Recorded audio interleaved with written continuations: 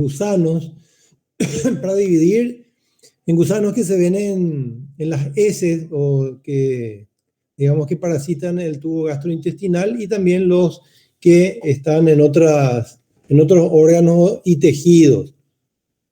A veces se nos cataloga a los parasitólogos como cacólogos, ¿verdad? Pero no tanto así. Los parásitos están más allá de la caca. Bien, y vamos, si bien digamos que el grueso o la mayoría o la mayor importancia o lo que se nota más, digamos que son los parásitos intestinales, los otros también son parásitos formidables y matan también, ¿verdad? O sea, así es que en el examen le va a tocar de todo un poco. Bien, con respecto a los gusanos, para diferenciar, digamos que los protozoarios, la clase anterior de práctica, algunas técnicas parasitológicas también funcionan en forma conjunta, tanto para gusanos como para protozoarios. Entonces hay técnicas comunes, como vamos a ver enseguida, como la de Burrows, la de Ritchie, que se ven en todos los tipos de parásitos, como que son parasitológicos amplios, ¿verdad? Métodos diagnósticos de observación directa. No obstante, para cada tipo de gusano vamos a ver que es necesario otras pruebas, ¿verdad? Son necesarias otras pruebas. Los gusanos, además de dividirlos así, no científicamente, en gusanos cuyos elementos aparecen en las heces, o sea, que parasitan el tubo gastrointestinal, también, y la sangre y los tejidos, digamos que esa división que vamos a ver acá, también están los gusanos más primitivos, los platihelmintos y los nematodos, ¿verdad? Dentro de los nematodos que vamos a ver enseguida están los de penetración bucal y los de penetración cutánea. A este grupo se los denomina geolmintos, ya que los elementos de estos parásitos maduran en el suelo, salen en forma inmadura con las heces humanas y necesariamente tienen que sufrir una maduración en el ambiente, en el suelo, para formar las formas infectivas que después las personas entran en contacto para contagiarse. Acá también está dentro de los nematodos las filarias, también vamos a ver Trichinella spiralis y otros gusanos redondos, parásitos de la sangre y los tejidos. Dentro de los platihelmintos, que son los gusanos aplanados, son más primitivos, están los cestodos, que son gusanos cintas, algunos pueden ser enormes, y los cestodos, que son gusanos hoja, denominados así en forma genérica. Acá tenemos fasciola, esquistosoma, y acá tenemos las tenias y menoletis.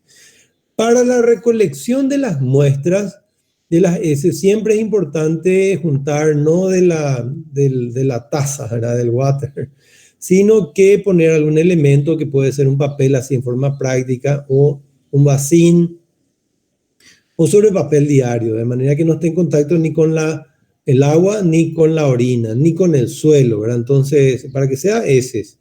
Aparte también recolectar sin purgantes, sin antibióticos, sin antiparasitarios, sin laxantes, etc. Acá tenemos el recuento de las técnicas que se utilizan en parasitología de parásitos gastrointestinales. Ritchie y Burrows, como les dije, son metodologías para todos los parásitos básicamente, no exactamente para todos, pero son técnicas que cuando se solicita un parasitológico de rutina, por decir así, un copro parasitológico, se utiliza una de estas técnicas, ¿verdad? La más usada otra vez es la de Ritchie, que es la de formol acetato de etilo. La de Burrows tiene un conservante que es el PAF, fenol, alcohol y formol. La técnica de Faust y la técnica de Willy son técnicas de flotación, son muy buenas y permiten una concentración muy sensible de los huevos de parásitos, de gusanos. No sirve que utilizan estas técnicas concentraciones elevadas de soluciones salinas para huevos operculados. Entonces, para fasciola y también para Diphyllobotrium no sirven, ni otro tipo de huevos de trematodos operculados, sobre todo los trematodos son operculados. La técnica de Cato, la de Cato-Katz es cuantitativa, la de Cato es sin cuantificar exactamente. Sí, son técnicas, es una técnica muy sensible que les voy a mostrar enseguida, ¿verdad? Y que permite visualizar parásitos que se encuentran en poca cantidad. Los métodos de Berman y de Arada Mori son de cultivo, es decir, en este tipo de pruebas que son para, en el caso de Berman, para Strongyloides stercoralis y de Arada Mori para Strongyloides y uncinarias, se necesitan muestras no preservadas, es decir, sin conservantes, heces frescas. Tampoco en la ladera, porque las larvas suelen inactivarse o morir en el frío. La técnica de Graham es la técnica de la cinta adhesiva, cinta scotch, que se le aplica a las personas entre los pliegues anales a la mañana temprano y se pega de vuelta en un portaobjeto. Los parásitos que son remitidos, los grandes, ¿verdad? Los gusanos que salen por la boca, por el ano, en las heces, tienen que ser puestos en agua para que se relajen su musculatura y posteriormente sea más fácil su identificación, sobre todo las proglótides de Taenia. Acá tenemos entonces la técnica de Ritchie, que es la de sedimentación, centrifugación, se tamiza para eliminar las fibras, se lava 2 veces con solución fisiológica, se observa el sedimento en una primera fase quística, trofoszoítica, perdón, y se le agrega posteriormente acetato de etilo que concentra mucho más que en la fase quística y de huevo. Muy buen método, pero tiene sus limitaciones para algunos tipos de parásitos. La técnica de Faust es una técnica de flotación muy buena para el minto y también para Schistoisospora belli. Se lava, se centrifuga y se lava las heces con agua de canilla o agua destilada y finalmente se le agrega una solución de sulfato de zinc al 33%. Y se toma la parte superior, donde se encontrarían los elementos parasitarios que flotan, con un asa bacteriológico y se coloca en un portaobjetos para su observación. La técnica de Willis también utiliza la flotación, se utilizan vasitos de este tipo, incluso puede haber adaptaciones caseras en donde se pone algunos gramos de ese y una solución sobresaturada de cloruro de sodio, la cual se homogeniza, flota, finalmente se coloca un portaobjetos sobre el recipiente, se deja reposar entre 20 a 40 minutos y se observa posteriormente, se quita y se observa al microscopio. La técnica de Cato es muy buena y utiliza 50 miligramos de heces aproximadamente. La de Cato Cat sí mide, tiene un medidor de la cantidad de heces y se coloca un cubreobjeto de celofán. Esa es la clave de la técnica de Cato, en que es transparente pero es humectable y tiene una solución de glicerina con verde malaquita y azul de metileno. Con un tapón de goma se aprieta ese cubreobjetos y que quede de manera así más o menos extendida sin que sobresalga los bordes del cubreobjeto. Se pone a la estufa una media hora, 1 hora y se observa, se aclara bastante. Es un poco sucia la observación, pero es muy, muy, muy sensible. Sirve para parásitos como esquistosoma, que hay poquísimos en las heces, entonces es una metodología muy sensible. La metodología de recomendación para Strongyloides stercoralis es el método de Berman. El método de Berman permite detectar también las formas larvarias, que son las que se ven en Strongyloides, no son tan abundantes y muchas pausiparasitaciones pueden ser pasadas por alto, lo cual puede significar la muerte del paciente en determinadas situaciones clínicas. Ya que es un parásito que produce autoinfección.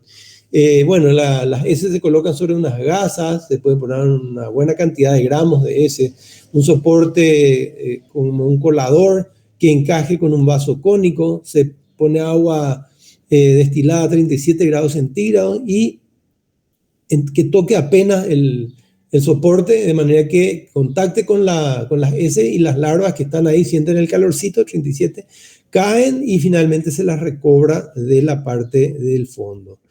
El cultivo de Arada Mori es un cultivo para básicamente diferenciar las especies de uncinaria, no obstante, también tipifica Strongyloides stercoralis, ¿verdad? Se embadurna un papel de filtro con caca fresca, sin conservantes, y esta última parte no debe tocar el agua destilada que se pone en un tubo, se tapa y se coloca en la oscuridad y a los 10 días ya pueden aparecer las larvas filariformes de Strongyloides y se puede observar hasta los 15 días las larvas de uncinaria, que para diferenciar el Necator de Anquilostoma. El test de Graham es la cinta adhesiva, entonces se pegotea con la ayuda de un bajalengua entre los pliegues anales a la mañana temprano, sin higiene y sin haber defecado, la persona concurre al laboratorio y se pegotea y finalmente se vuelve a adherir al portaobjeto y se observa el microscopio, y esto es lo que se observa en los huevos de Enterobius vermicularis. Bien, el bloque de nematodos que entran por la boca, que son geohelmintos que entran por la boca, es decir, los elementos infectivos están en el suelo y deben madurar en el suelo. Ascaris y Trichuris. Enterobius no es un geohelminto, es un gusano que es prevalente en asilos, guarderías, en lugares cerrados, en la cárcel, en donde tenemos que ingerir el huevo para contagiarnos.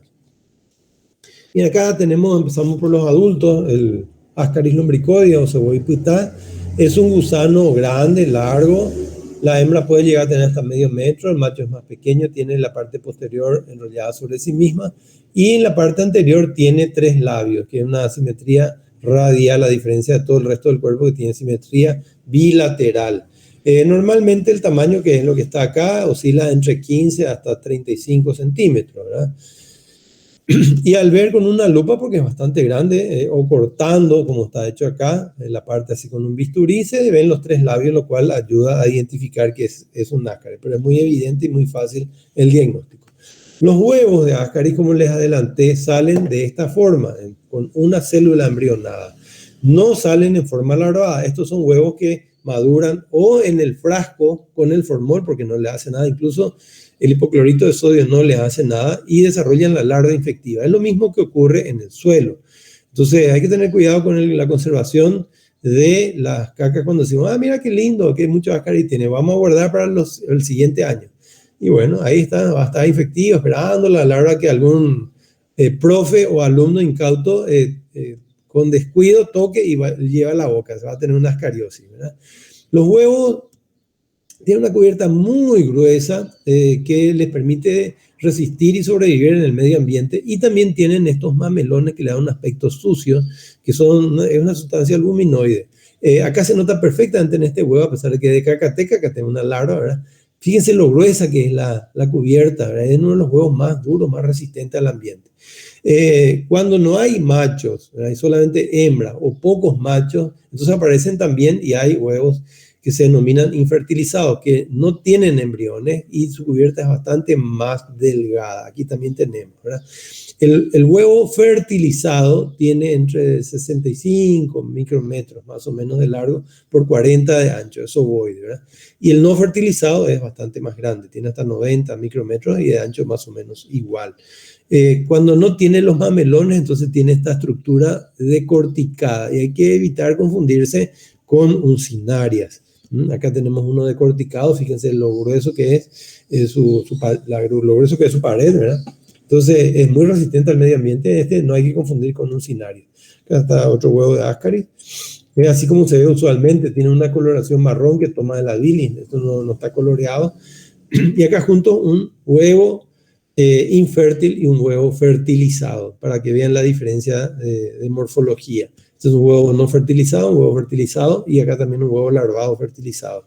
Acá tenemos también el decorticado y los huevos con mamelones. Acá un decorticado con algunas células embrionarias y acá uno con corticado, ¿verdad? Estos son huevos de cacateca, entonces se ve la larva, incluso por el calor de la lámpara del microscopio a veces suele salir.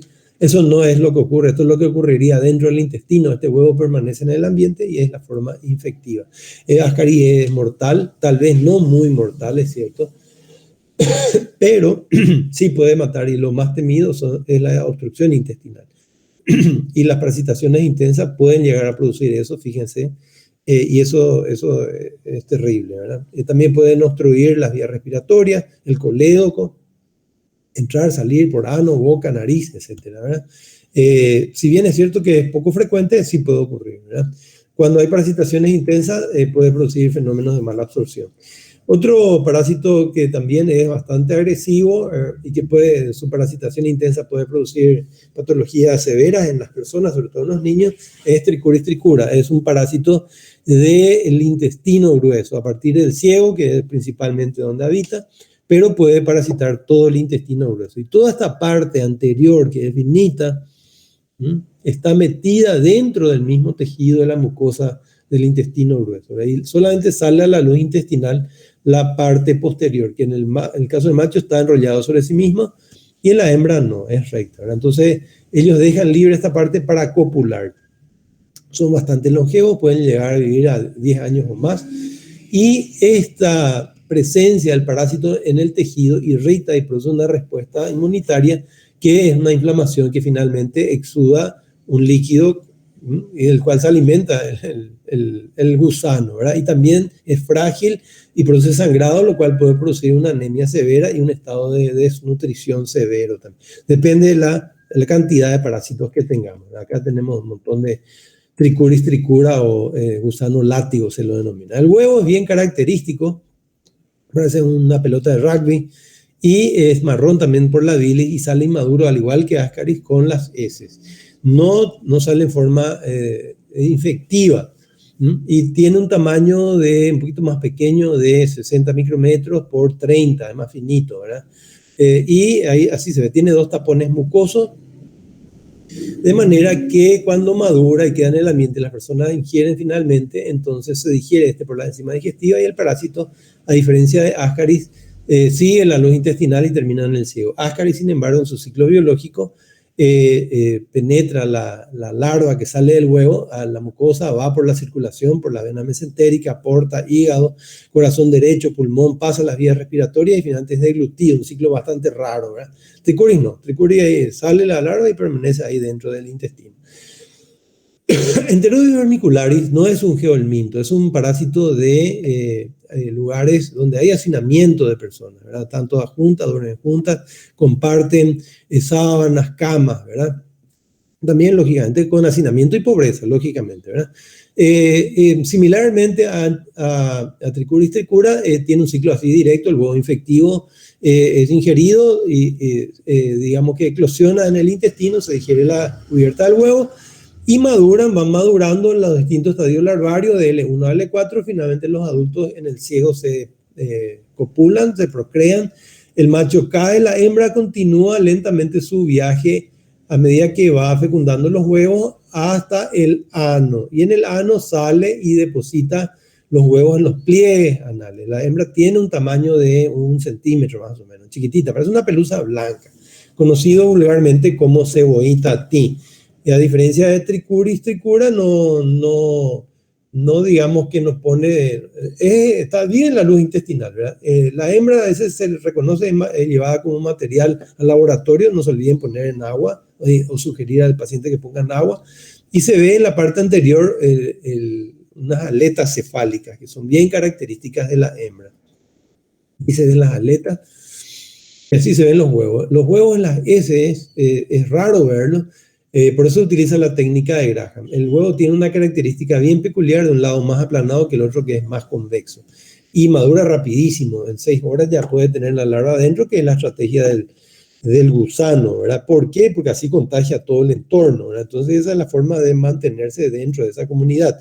Y básicamente, si una persona tiene ahí en esa guardería, todos tienen, hasta las profes, por decir así. Y en la cárcel, hasta el guardia cárcel, ¿verdad? Entonces todos se agarran eso, porque los huevos están por todos lados. Y es un círculo vicioso.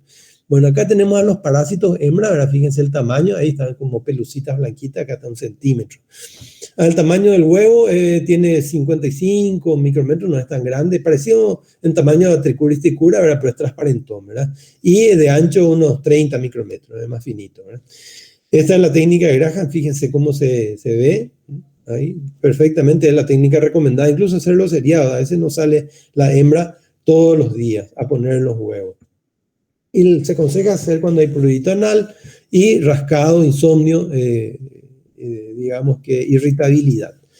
Y en los nematodos de penetración cutánea tenemos lógicamente a las uncinarias, que son Anquilostomado denale, Indicator americano y Strongyloides estercoral. Y también algunos anquilostomidos de animales cuyo digamos que el ser humano es un hospedador accidental, entonces queda migrando en la piel. Y también está Toxocara que migra en las vísceras.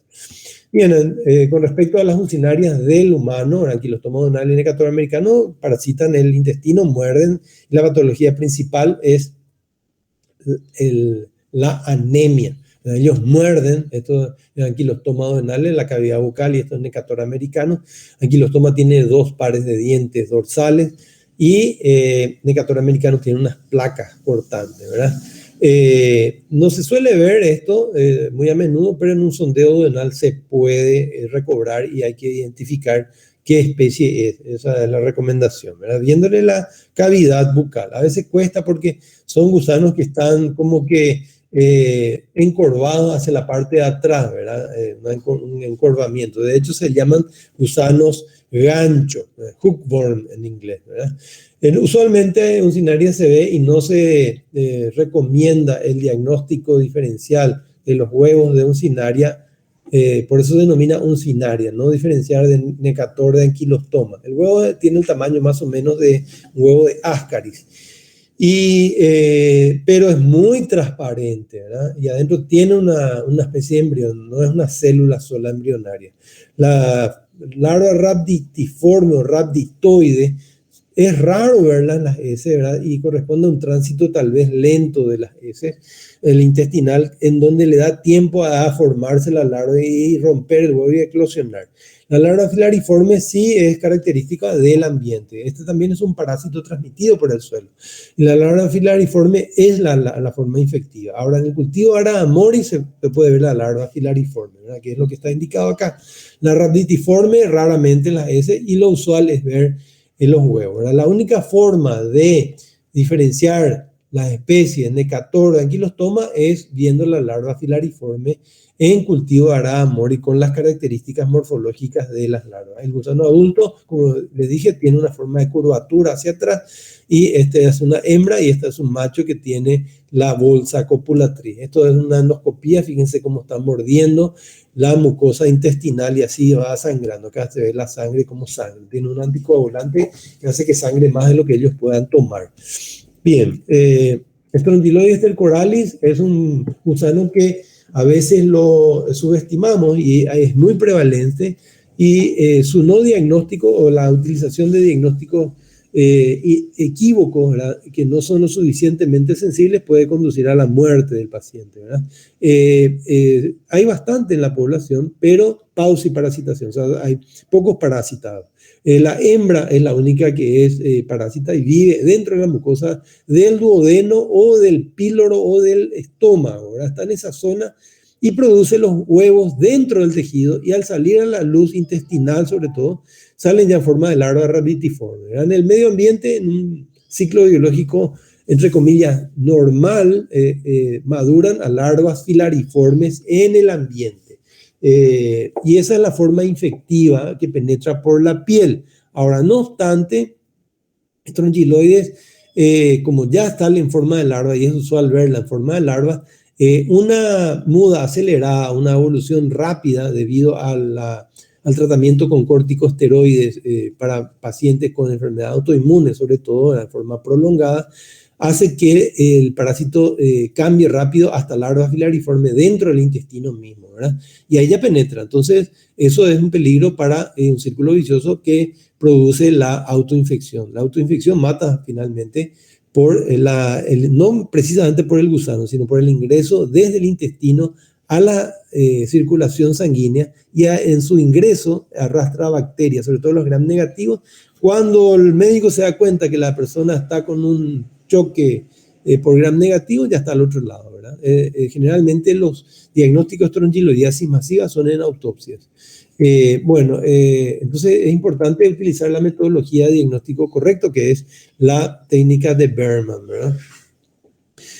Acá se ven las larvas nosotros observamos la cavidad bucal y el primordio genital. Acá no se ve tanto, ¿verdad? Siempre cavidad bucal pequeña y primordio genital grande, entonces es igual a larva rhabditoide de Strongyloides stercoralis, que es lo que se ve acá. Fíjense que el músculo del esófago llega hasta aquí, entonces acá está la parte más externa de la boca, es cortitísima la cavidad bucal, Y esta estructura que se ve al costado del tubo digestivo acá, que es el intestino, esta es la parte del esófago, tiene un ventrículo esofágico ahí, que es muscular, que le permite comer, ¿verdad? Y acá el intestino, bueno, al costado del intestino está el primorio genital, bien notorio. Entonces, esto es larva rhabditoide de Strongyloides stercoralis, ¿verdad? También la larva rhabditoide, perdón, la larva filariforme puede formar larva accurrens, hay que diferenciar la larva migrante cutánea, ¿verdad? Y ya está señalado acá el tema de la autoinfección. Las larvas migrantes de por sí, migrans cutáneas, no, hay que diferenciar la larva accurrens, que es por Strongyloides stercoralis, que migra rapidísimo. Estas migran lento y pican muchísimo y producen surcos en la piel que son terriblemente, pican muchísimo, ¿verdad? Y son debidas principalmente a Ankylostoma caninum, ¿verdad? Entonces, acá se nota perfectamente cómo va migrando la larva, ¿verdad? Se nota perfecto el surco, en donde la piel estuvo en contacto con las larvas filariformes del suelo. Fíjense, este pobre prójimo tiene por todos lados el cuerpo, ¿verdad? Y a veces nos revolcamos en la arena o en el suelo donde hay larvas y todo nuestro cuerpo puede estar con larvas migrantes. Terrible. La larva migrante visceral se debe principalmente a Toxocara canis, a otros Toxocara, o otros ascarídeos más raramente. Prácticamente el 90% de todas las larvas migrantes viscerales son Toxocara canis y produce un fenómeno visceral. Son patógenos o parásitos animales. Bien, dentro del grupo de gusanos de la sangre y los tejidos, Trichinella spiralis, no se suele ver la hembra, que tiene una vida muy efímera, pero sí entra en la mucosa intestinal y produce en forma vivípara muchísimas, como 500 larvas que van a la circulación directamente y ellas ya se ubican en los músculos, sobre todo los músculos triados, el diafragma, los respiratorios, pues pueden ir a muchas partes del cuerpo, ¿verdad? Depende de la cantidad de hembras que se produzcan, después vamos a ver brevemente en el ciclo. Esto puede ser una situación sistémica severa, ¿verdad? Con un proceso de inflamación muy grave, con interleuquina inflamatoria y también una hiperosinofilia gigante, ¿verdad? Entonces, bueno, esa es la triquinosis, ¿verdad? Dentro del ciclo biológico, entonces, acá, esa es la hembra, este es el macho copula y cae por las heces, ¿verdad? La hembra queda depositando las larvas en la mucosa intestinal.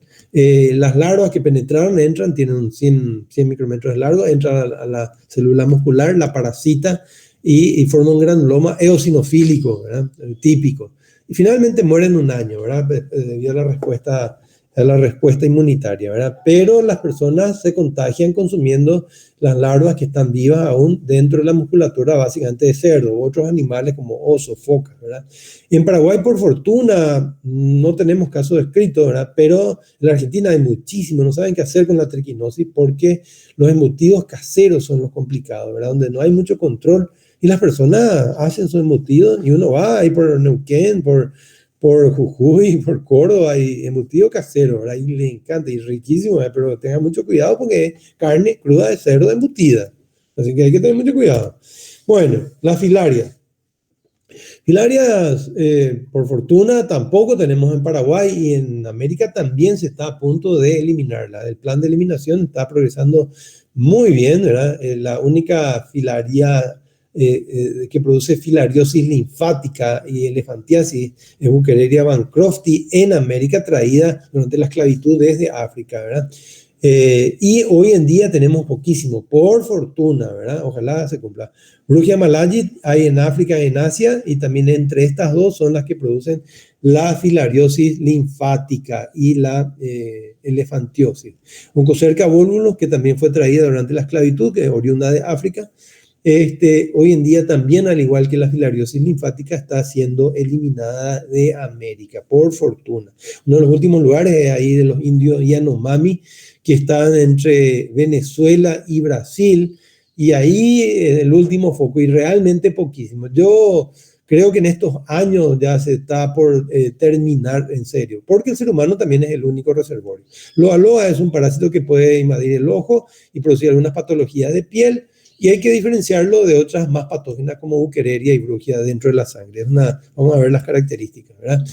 Acá tenemos entonces las dos que producen filariosis linfática, elefantiasis, Buchereria, que es mundial, y tenemos en América, Brugia malajit, oncocerca que produce la ceguera. Se me olvidé decirles que los adultos están en tejido subcutáneo formando oncocercomas y que las microfilarias van por el tejido, y si ese oncocercoma se ubica en la nuca o en el hombro o en la cabeza, pues las larvas invaden el ojo y produce la ceguera, ¿verdad? La transmiten moscas pequeñitas, chupadoras, que son los mariwi, que es del género Simulium. Lo aloa no es muy patógena, pero produce alguna patología del adulto que está en el ojo, ¿verdad? Y transmiten unos tabanidos del género Chrysops.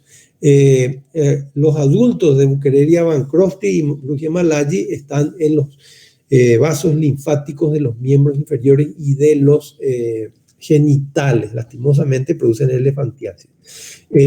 Las filarias se detectan mejor durante la noche, tienen periodicidad. Durante el día generalmente están en los capilares de los pulmones. Bien, la microfilaria se suele ver en gota gruesa y otros métodos de concentración, pero la gota gruesa funciona bastante bien y el tamaño es grande, con un aumento de 10 por ya se puede ver porque tiene 250 micras, entonces mucho más sensible, se pueden hacer 2, 3, 4, 5, 10 gotas gruesas y se consigue mejor sensibilidad realmente, ¿verdad? Las microfilarias tenemos las que están envainadas, que es como que el huevo, que es un huevo así muy frágil, por decir, que conservan, y las no envainadas. Y dentro de las envainadas tenemos Buchereria y también Brugia. Acá tenemos, ¿verdad?, las microfilarias, Brugia malayi. Los adultos no se suelen ver, están en los vasos linfáticos, incluso pudieron haber muerto y la respuesta inflamatoria inmunitaria es la que produce finalmente este tipo de patología. En este tipo de pacientes ya no hay más ni siquiera, como les dije, los adultos pueden haber desaparecido y ya no hay más ni siquiera microfilarias, ¿verdad? La oncocercosis, acá está el simúlido, el mariwi, ¿verdad? No se suelen ver las microfilarias en sangre, y el diagnóstico se hace con observación del adulto de los oncocercomas, ¿verdad? También se pueden ver en tejido, en linfa, ¿verdad? En realidad en linfa cutánea, las microfilarias de oncocerca. Esto es Loa. Acá tenemos el gusano adulto que puede llegar al ojo y es un gusano grande, visible. Las microfilarias no son así, ¿verdad?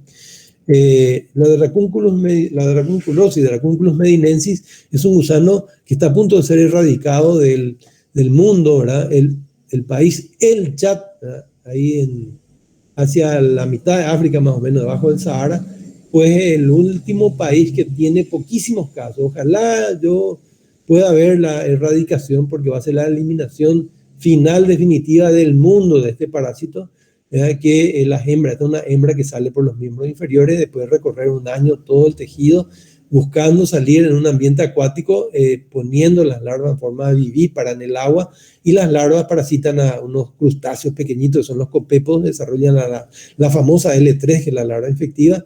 Finalmente esos crustáceos son bebidos, son ingeridos por las personas y cierra el ciclo desarrollando posteriormente la macho y hembra en la cavidad retroperitoneal de las personas y salen después de un año por los miembros inferiores.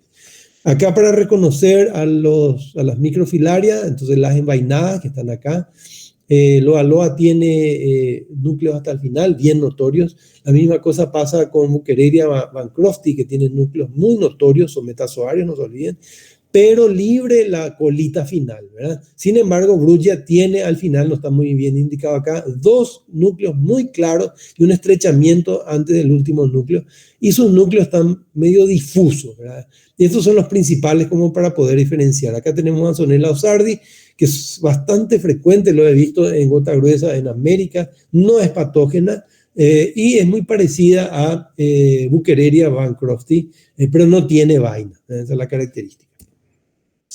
Con respecto a los otros gusanos más primitivos, los cestodos, que estos son los gusanos cintas, bueno, el ser humano puede estar parasitado por el gusano adulto o por las larvas, ¿verdad? En el caso de la parasitación por gusano adulto no es tan patógeno ni mortal, pero sí las larvas pueden ser mortales y muy serias, ¿verdad? Acá tenemos, el gusano cinta tiene partes, por decir así, ¿verdad? La parte anterior es denominada Scolex y es donde se ataja o se sujeta en la luz intestinal, ¿verdad? Viene el intestino y tiene botrias, ventosas, ganchos, de manera de poder adherirse y permanecer ahí. Tiene un cuello y después desarrolla unas estructuras que se denominan proglótides, que son como anillos.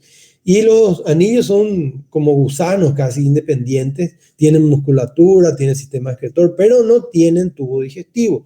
Y tienen un buenísimo sistema de reproducción, son hermafroditas, macho y hembra, y pero las menos desarrolladas, que están cerca del cuello, se llaman proglótides inmaduras, las que están más allá, las maduras y finalmente las grávidas. Y las grávidas se utilizan para el diagnóstico, sobre todo de tenia.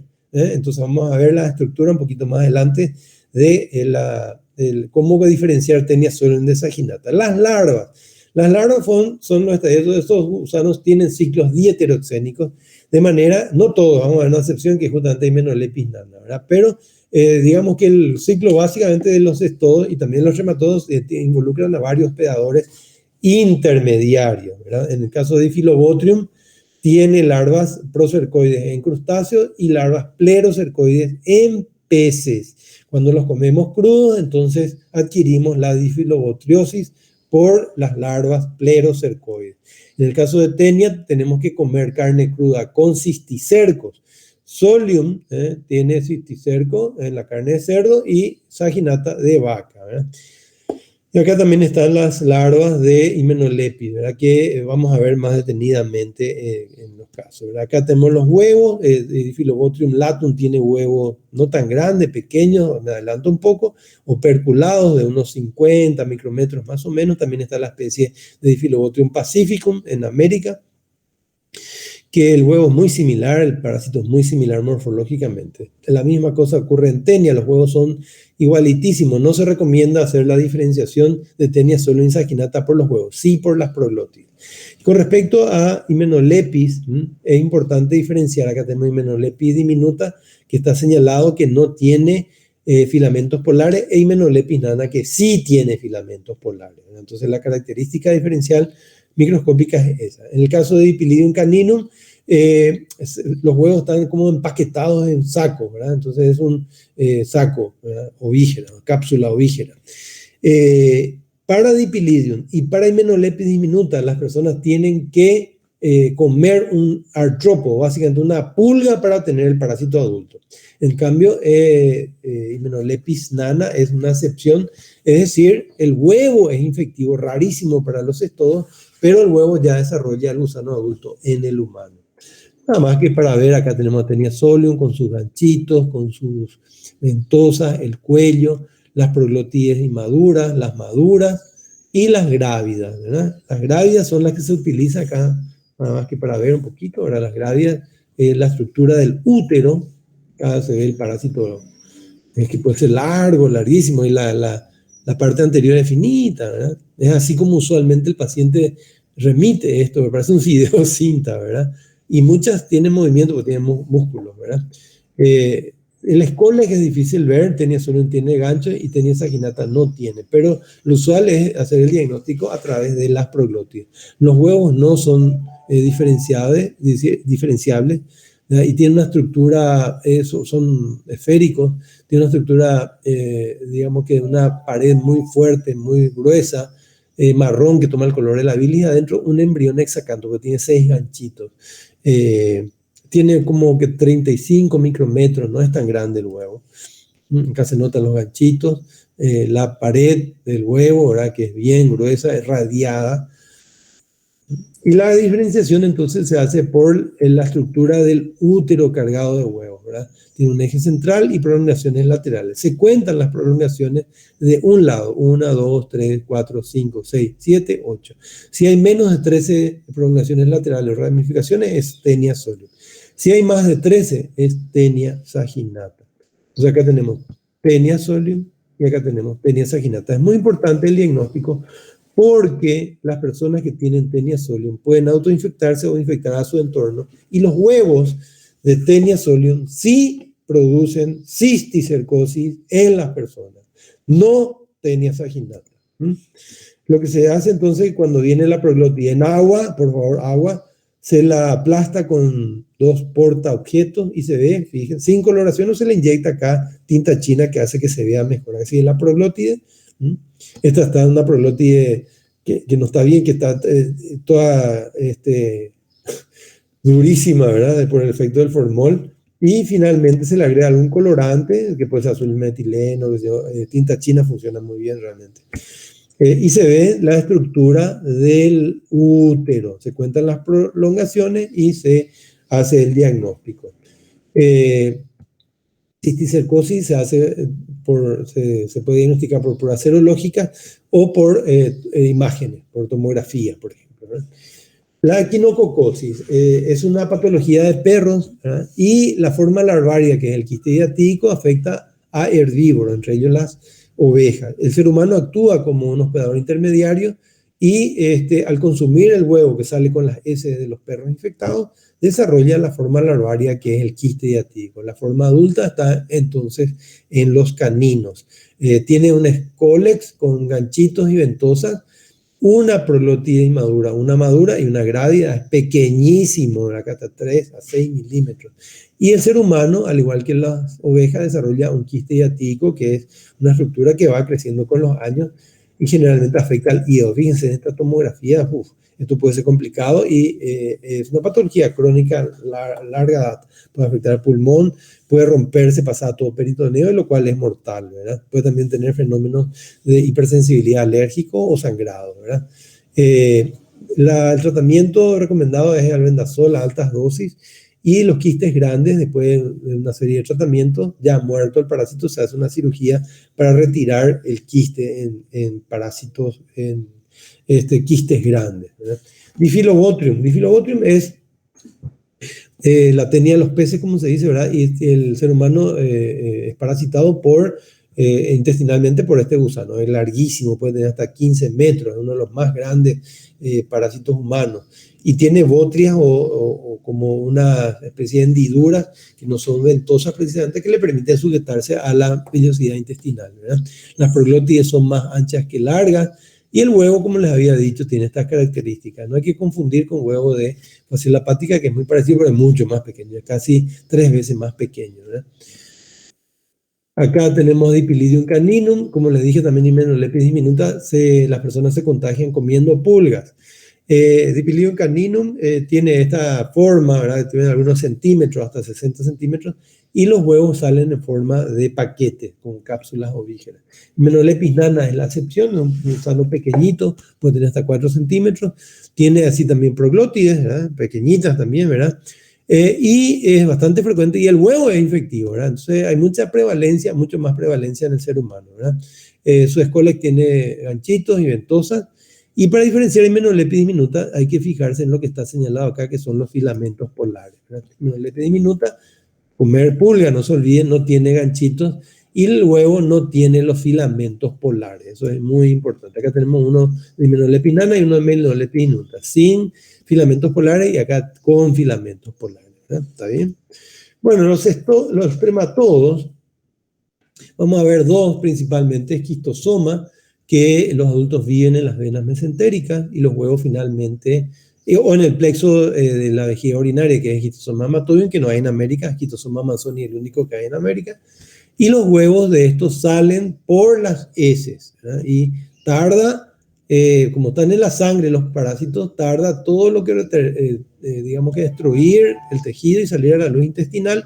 Finalmente, al contacto con el agua, se produce la eclosión del huevo, que es el miracidio, que es una larva nadadora que busca un caracol en el cual se reproduce en forma bastante eficiente, produciendo finalmente larvas cercarias, ¿verdad? Que penetran por la piel del paciente, entrando y llegando finalmente a las venas mesentéricas los adultos.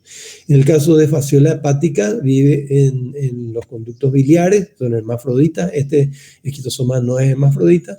Los huevos son depositados en los conductos biliares, salen a las heces, salen en forma inmadura, tarda 10 a 15 días en madurar. Finalmente también salen por la tapita, que es el opérculo, una larva miracidio que busca un caracol, que en este caso es el Limnaea truncatula, y finalmente multiplica mucho saliendo posteriormente del caracol las larvas cercarias. Pero hay un dato más, que las cercarias se enquistan en el berro o los vegetales acuáticos, en lo que se denomina la metacercaria.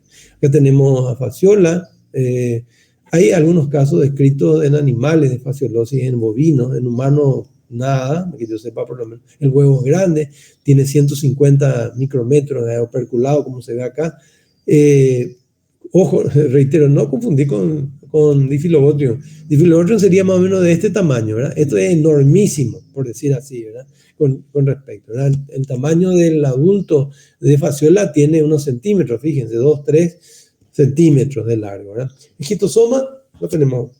El que viven en la sangre, la hembra es cilíndrica, vive dentro del canal ginecóforo del macho, así como está acá.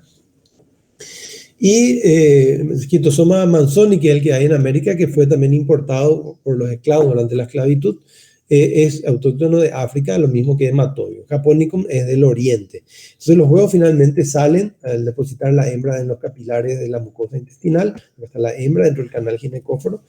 Acá está Schistosoma manzoni. Hematobium lo hace en el plexo de la vejiga urinaria. Estos son los huevos. Schistosoma japonicum es un poquito más pequeño, de unos 90 micrómetros, tiene una pequeña espícula que a veces cuesta ver. Schistosoma mekongii es igualitísimo a japonicum, de hecho forman un complejo. Schistosoma hematobium se parece al intercalatum, a pesar de que este aparece en orina, e intercalatum es rarísimo, solamente en África, y aparece en las heces. Y manzoni, que es uno de los más patógenos que produce afectación del intestino, ¿verdad? Tanto en África como en América. Acá tenemos Schistosoma manzoni, que es un huevo enorme, 150 micrómetros, con la espina lateral, y adentro ya está el miracidio desarrollado. Japónico a veces se confunde con nácar y hay que tener cuidado, ¿verdad? Porque no se suele ver la espícula lateral, ¿verdad? Bueno, por fortuna no lo tenemos acá en Paraguay. En Filipinas hay bastante, ¿eh? Y este es Schistosoma hematobium, que hay mucho en África y sale en la orina. Tiene una espícula terminal y adentro también está el miracidio. Entonces en el sedimento urinario vamos a ver esto. Bien, con esto terminamos, chicos. Si hay algún comentario, alguna pregunta, tipo ametralladora, también le doy así porque es larguísimo, ¿eh?